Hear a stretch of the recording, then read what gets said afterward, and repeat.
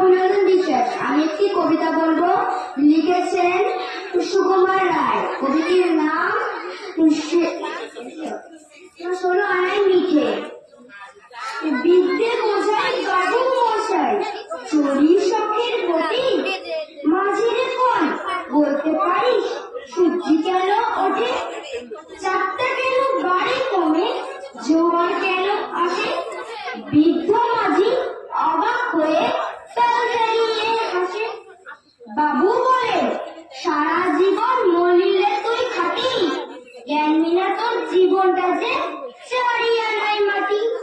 খানিক বাদে কহেন বাবু, বলতো দেখি ভেবে, নদীর ধারা কেমনে আসে পাহাড় থেকে নেমে। বলতো কেমন লবণ পড়া সাগর ভরা পানি। মাঝি সে কয়, আরে মশাই অত কি আর জানি। বাবু বলে, এই বয়সে জানিস না কি, জীবনটা তোর নেয়াজ খেলো অষ্ট আনাই পাখি। আবার ভেবে কহেন বাবু, বলতো ওরে বুড়ো, কেন